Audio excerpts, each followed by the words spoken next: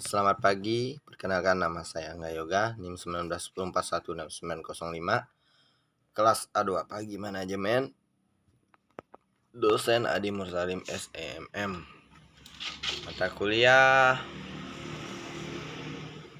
Manajemen Pemasaran Internasional.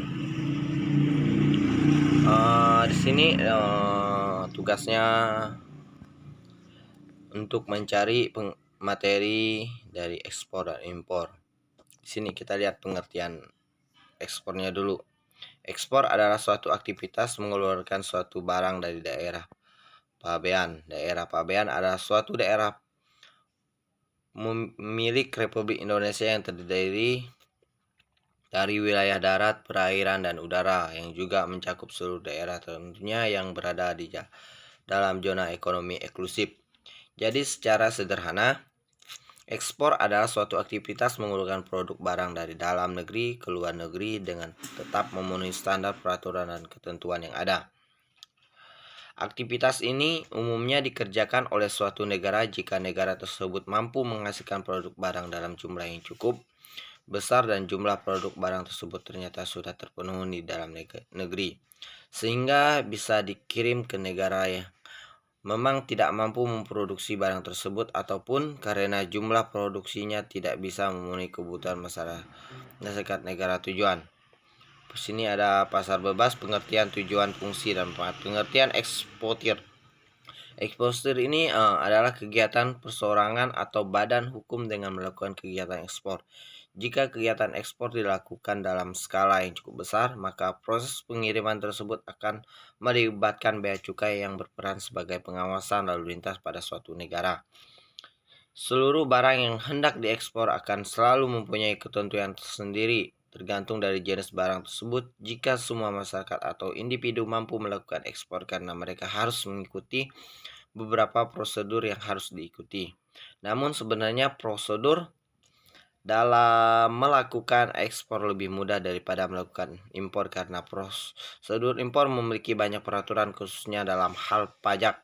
Tapi dalam melakukan ekspor hanya beberapa produk saja yang dikenakan pajak ekspor, yaitu ekspor kayu rotan dan crude palm oil. Tujuan dan manfaat ekspor. Yang pertama itu menumbuhkan industri dari dalam negeri. Ekspor adalah suatu aktivitas perdagangan dalam ruang lingkup internasional yang dilakukan untuk memberikan suatu rangsangan atau atas suatu permintaan dari dalam negeri sehingga mampu melahirkan industri-industri lain yang lebih besar. Meningkatnya permintaan ekspor pada suatu produk akan berimbas langsung pada perkembangan industri dalam suatu negara, sehingga hal tersebut akan mampu melahirkan suatu iklim usaha yang lebih kondusif. Selain itu, suatu negara juga nantinya akan mampu membiasakan dirinya untuk bisa bersaing dalam pasar internasional dan juga akan lebih terlatih dengan persaingan yang ketat jika melakukan perdagangan internasional. 2. Mengendalikan harga produk. Kegiatan ekspor pada suatu negara akan membuat negara tersebut mampu memanfaatkan overkapasitas pada suatu produk, sehingga negara tersebut akan mampu mengendalikan harga produk ekspor yang terjadi di negaranya. Kenapa? Karena saat suatu produk mampu diproduksikan dengan mudah dan melimpah, maka produk dalam negeri tersebut pasti akan memiliki harga yang lebih murah. Untuk itu, negara harus melakukan ekspor ke negara lain yang lebih membutuhkan produk tersebut agar negara mampu mengendalikan harga di pasar. 3. Menambah devisa negara. Aktivitas ekspor pastinya akan memberikan dampak yang positif untuk perkembangan ekonomi pada suatu negara. Manfaat dari adanya kegiatan ekspor adalah demi membuka peluang pasar baru di luar negeri sebagai upaya menumbuhkan investasi, perluasan pasar domestik, serta meningkatkan devisa pada suatu negara. Komoditas ekspor Indonesia. Setidaknya ada 5 komoditas ekspor paling besar yang dimiliki oleh Indonesia. Kelima komoditas paling besar tersebut adalah komoditas karet. Perlu Anda ketahui bahwa Indonesia adalah negara penghasilan karet paling besar kedua di dunia. Untuk itu jangan heran bisa karet dijadikan sebagai suatu komoditas utama di Indonesia. Produk karet Indonesia banyak dikirimkan ke beberapa negara maju seperti Jepang, Cina, dan Amerika. Produk tekstil. Banyaknya jumlah industri tekstil di Indonesia berhasil meningkatkan devisa dalam negeri. Kelapa sawit.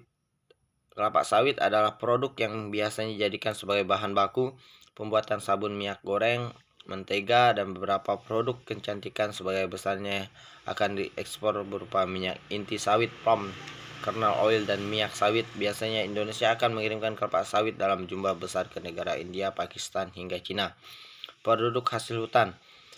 Indonesia adalah salah satu negara tropis yang mempunyai banyak sekali hutan, sehingga industri kayu di Indonesia memiliki prospek perkembangan yang bagus. Beberapa hasil hutan yang dikirim ke luar negeri adalah pulp, kertas, dan kayu. Kakoa. Perlu Anda ketahui bahwa Indonesia adalah negara yang penghasil biji kakoa ketiga paling banyak di dunia. Nantinya biji kakoa ini akan diolah menjadi coklat atau makanan lain. Produk biji kakoa yang akan dikirim ke luar negeri ini adalah produk yang sudah memenuhi standar nasional Indonesia.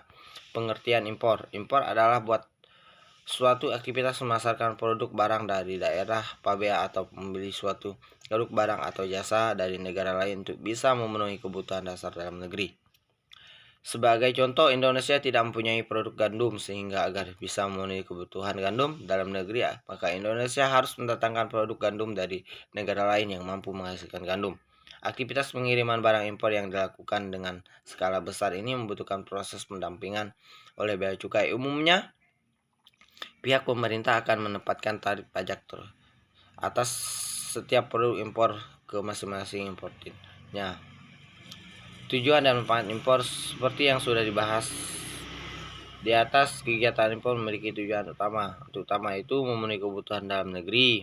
Sementara itu, tujuan lainnya dalam adanya aktivitas impor ini adalah demi meningkatkan neraca pembayaran serta mengurangi adanya keluar devisa pada dalam negeri. Di sini ada kombinator ekspor dan impor. Kombinator komoditi adalah suatu produk barang dan jasa yang mampu memenuhi kebutuhan pembeli. Jenis komoditas yang hendak diekspor pada suatu negara harus memiliki keunggulan maupun kelebihan tersendiri. Di sini ada beberapa faktor teknologi alam dan biasa. Faktor alam itu kondisi geografis pada suatu negara. Yang kedua itu faktor biaya produksi. Yang ketiga faktor teknologi. Itulah materi yang dapat saya sampaikan. Semoga bermanfaat untuk kita semua. Saya ucapkan sekian dan terima kasih.